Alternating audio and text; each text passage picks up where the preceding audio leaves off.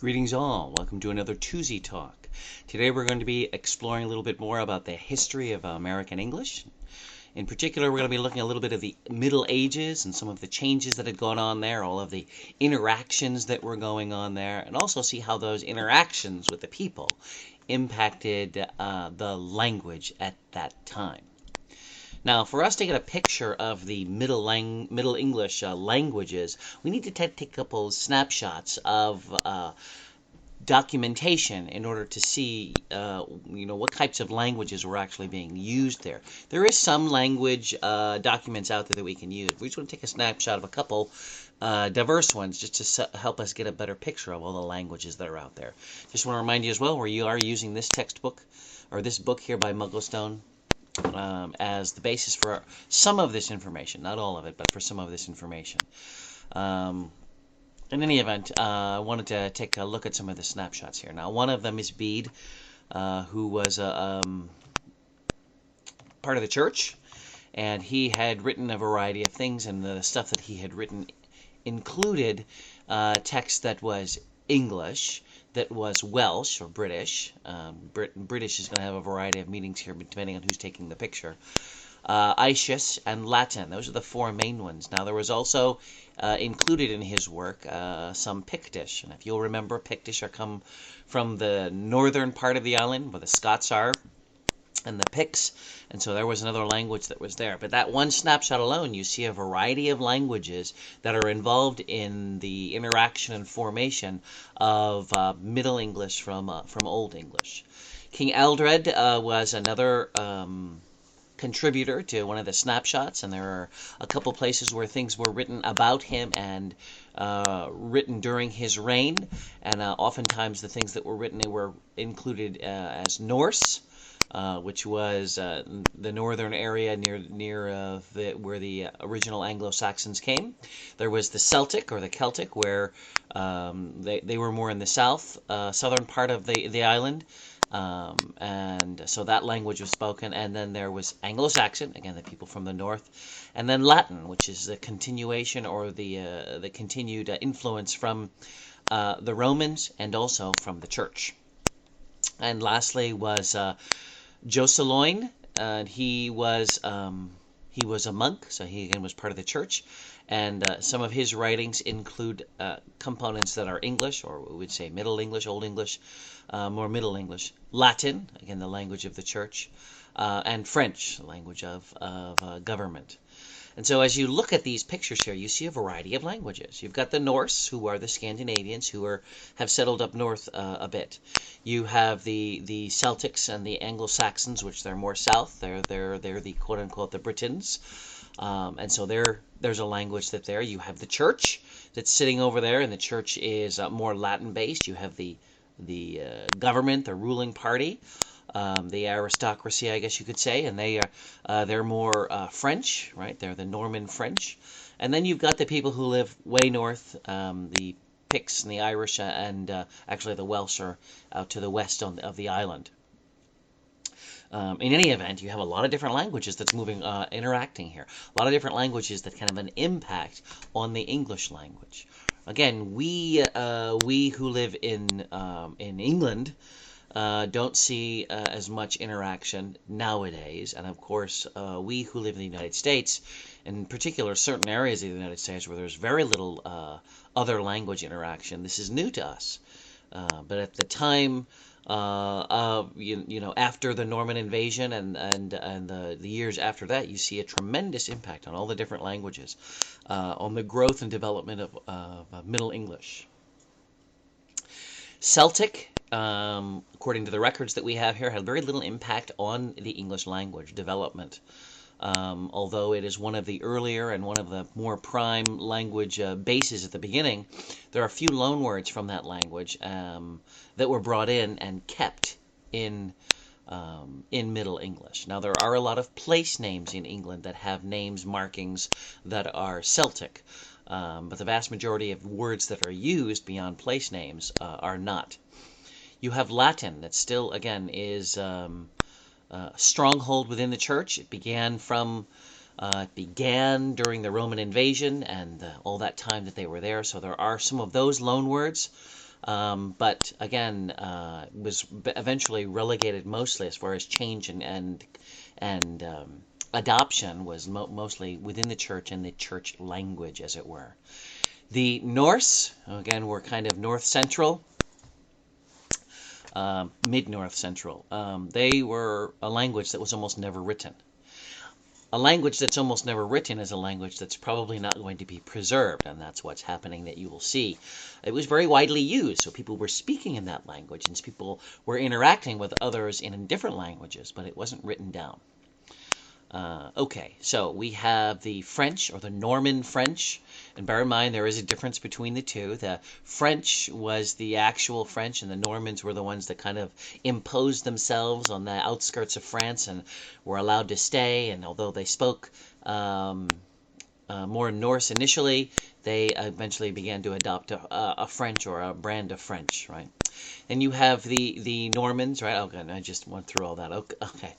Originally, they spoke Old Norse, then adopted Anglo. Okay, that's why I just walked through all that. Very good. Also called Anglo-Norman in England. Okay, so they were the Normans, but it was a different brand of Normans. And so from the 12th century on, there were a lot of people in the aristocracy, a lot of the elites, the upper class that became bilingual in order to communicate in both areas, a variety of areas. Again, not something that we see nearly so much today in the mainstream or even in the upper levels. You don't see as much of it because English has now become so popular. But back then, because there were other languages that were running the country, they wanted to learn multiple languages. To be honest, all three of the primary languages, that being Middle English, French, and Latin, were quite robust and had their own writings and had their own followers. One of the points that Mugglestone's books points out is that the actual first romance story novel written in French was actually written in England. It was actually written on the island. So it was very popular. There was a very strong language base for all three of the languages there, and they had many works that were written there, right, in that time. There was also, because of the interactions, you'll see that some of the weaker languages tended to not survive. Not any dissimilar to what I would call the Cola Wars of the, I don't know when they were, the 70s, the 80s, probably the 80s, when there was this huge battle between Coke and Pepsi. And today we still have Coke and Pepsi, but there were a lot of other small companies that had their own little thing that did not survive. One that I'm reminded of is RC Cola. It used to be much bigger than it is now. RC Cola is now very small in comparison because of the two rivals. Now, you have these three languages and they're all rivaling. What happens is some of the other languages don't survive. And that's exactly what happens to the Norse language. And we bring into this topic of language death. A language is no longer spoken. It's no longer used. And so what happens to that language? Well, it ceases to be. That language, along with the culture that's associated with it, goes out. There are people who are upset that this happens. And so that's why I bring up this question here. Is language death bad? If you were from a culture whose language was not being used anymore, would you be upset about it?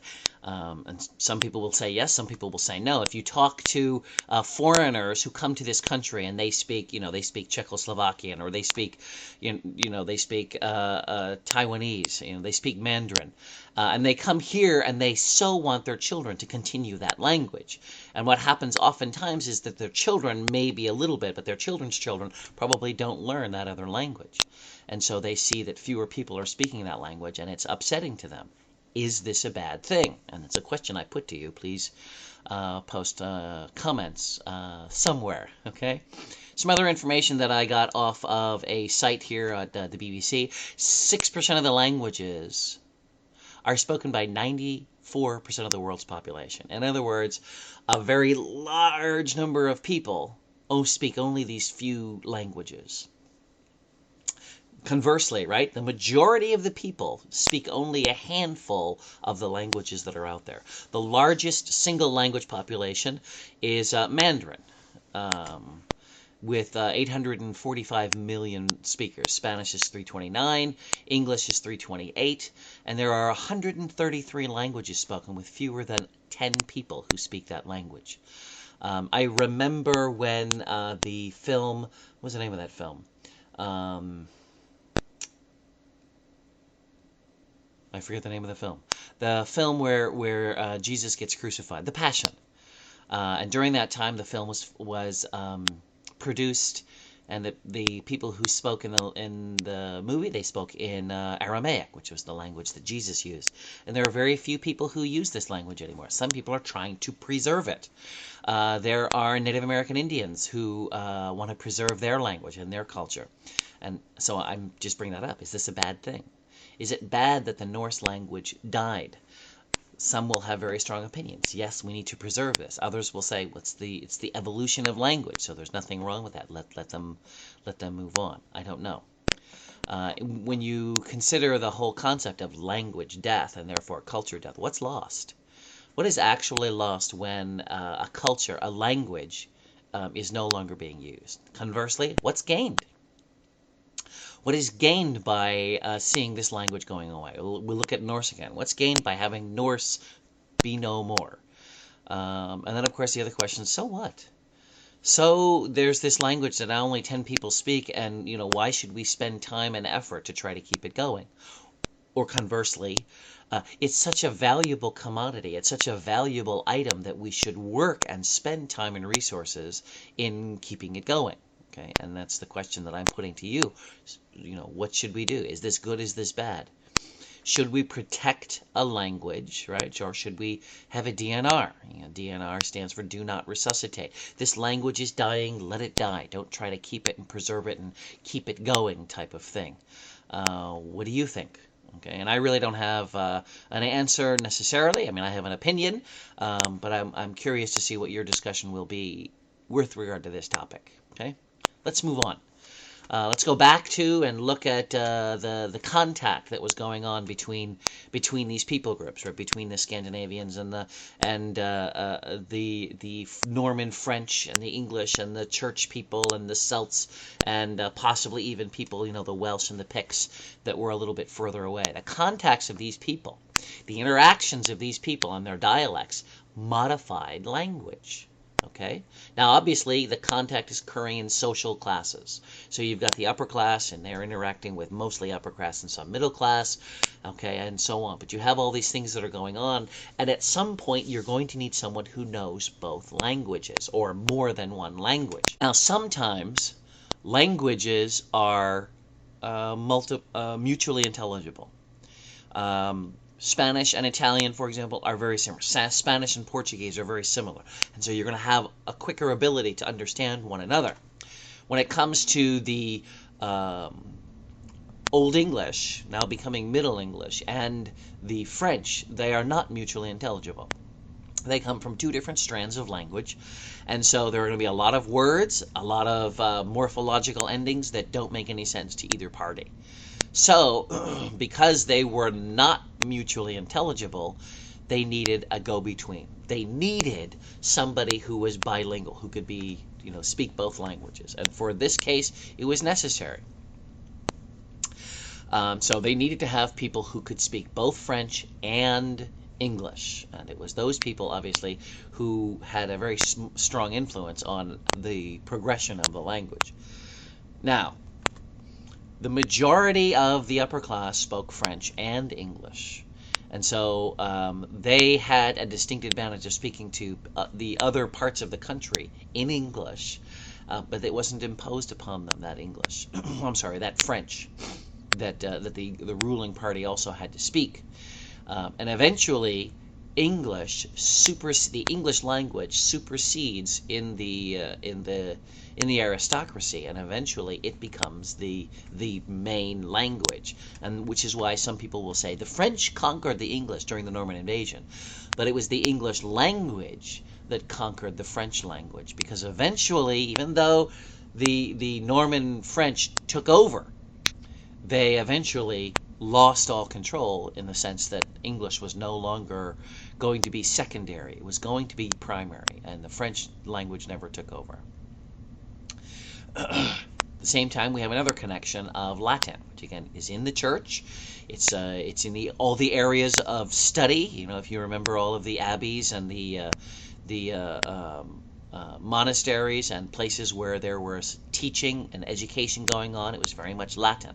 So a lot of the book learners, a lot of the educators knew Latin as well. They had written text, and this written text was also used in oral conversation.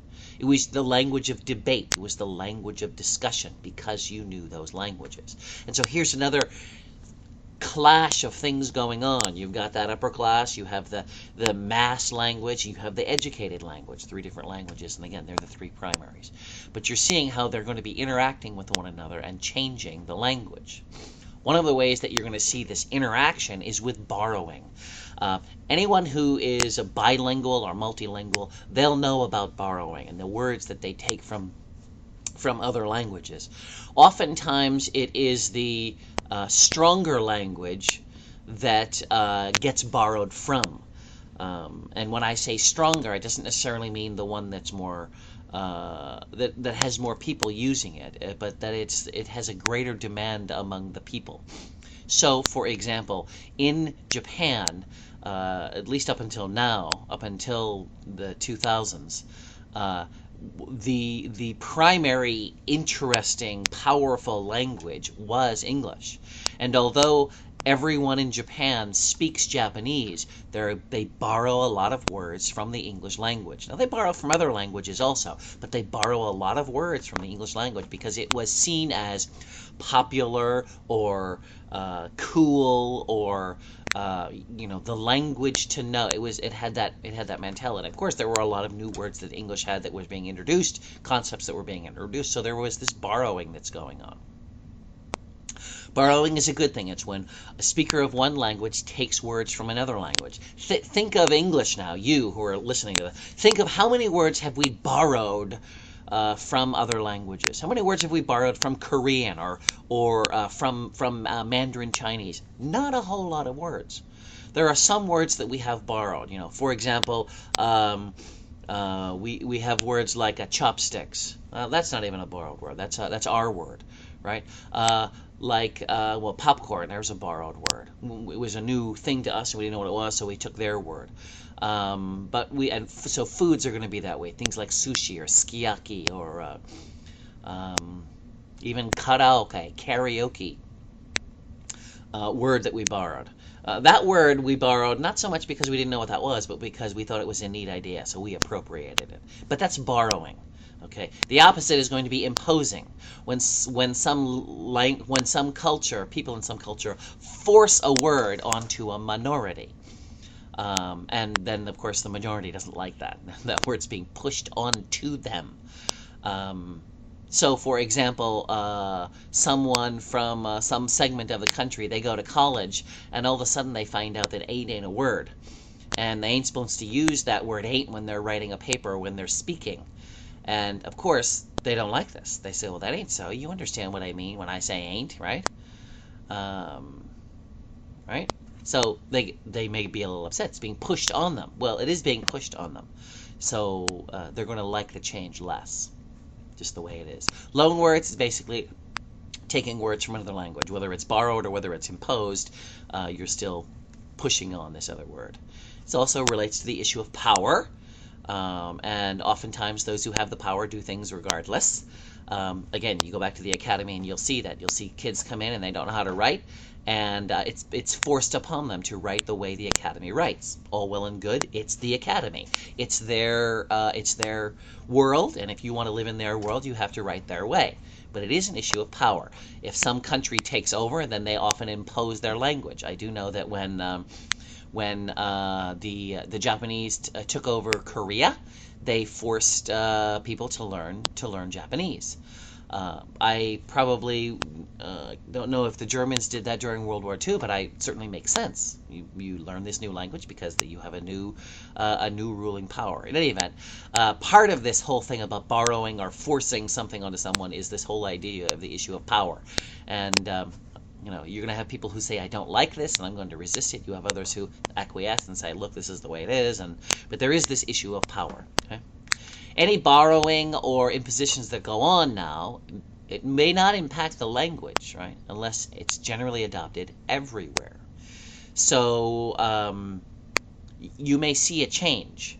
But that change may not last, and that change may not be everywhere because people have to adopt it. And so the real thing that you want to see is, does this change pervade all cultures within the language, all registers, all classes within the language, or doesn't it? And the more that it does, the more likely that this change is actually going to occur. Changes, when you talk about changes, because of the impact of all these languages, all right, all these people coming together and talking and having these different conversations and trying to impose new words or borrowing words, there are certain areas that change faster than others. So, for example, phonology is going to change more slowly. That being said, there's a lot of change in phonology. There are certain places in the United States where you go and you may not understand what they're saying. There are certain places in England you go to, you go to some places in northern Scotland, and if they're on the telly down in this in London, they may have subtitles because it's not understandable what they're saying.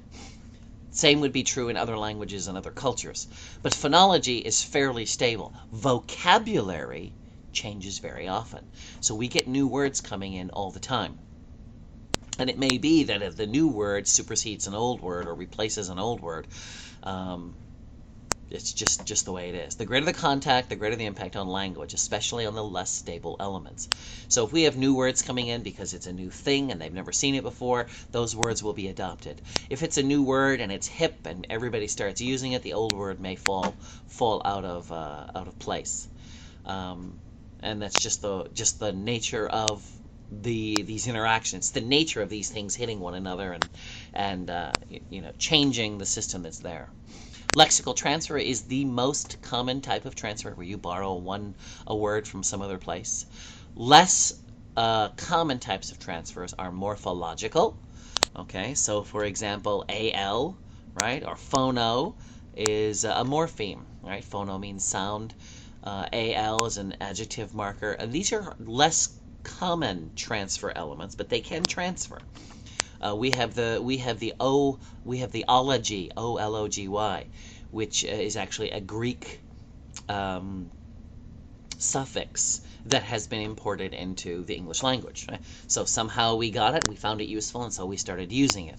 I know that when evolutionary thought post-Darwin began to try to categorize things, they deliberately used new words to sound important or to separate them from other types of words, and so those were new words. So these were words that they were borrowing and or creating from older type languages.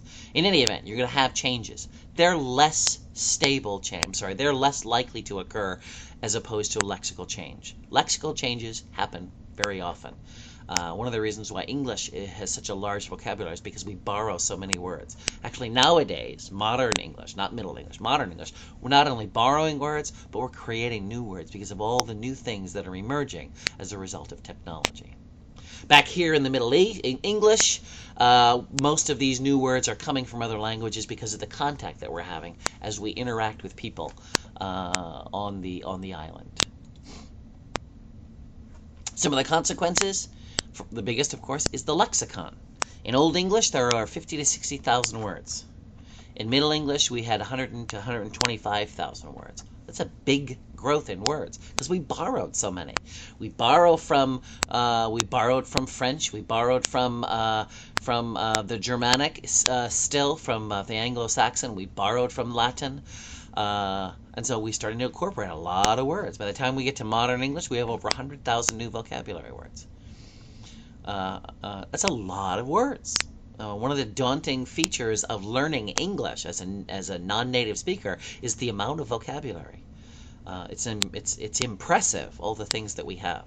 We also we still do loan words, right? Today, in Old English, there were only about 5% of the words were loan words. By the time we get to modern English, over 70% are loan words. We also have loan translation, where we have the same meaning, but it's translated to a different form. I couldn't think of any examples of this, so if you can think of one where you have two different words, but they have the same meaning, and one is translated from the other. That's the whole idea here. Another one is a semantic loan, where you have two words that have the same form in two different languages, but they have different meaning.